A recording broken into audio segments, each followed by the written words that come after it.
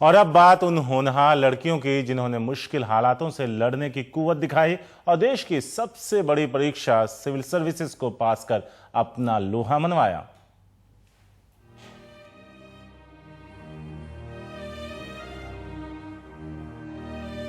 मायूसी भरी खबरों के बीच सिविल सर्विसेज के इम्तिहानों के नतीजों ने उम्मीद जगाती खबरें दी हैं।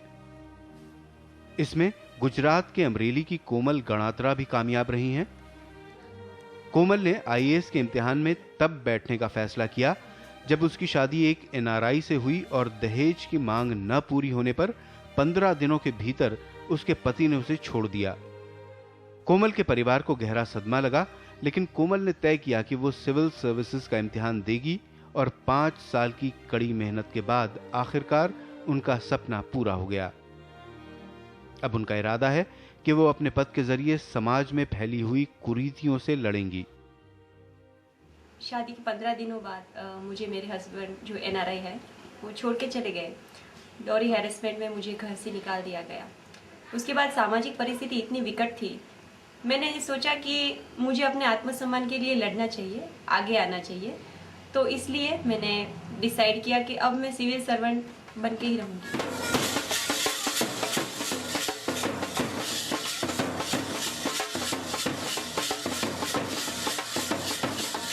हरिद्वार की अनुराधा पाल की कहानी भी खास है।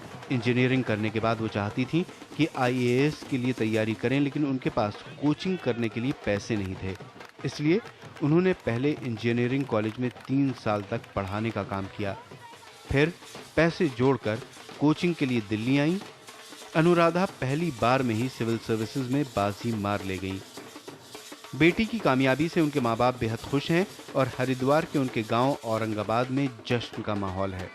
आईएएस बनने की बहुत इच्छा थी, लेकिन मेरे परिवार की आर्थिक स्थिति ऐसी नहीं थी कि जो मुझे पढ़ा पाए, इसलिए मैंने इंजीनियरिंग का ऑप्शन चूज़ किया।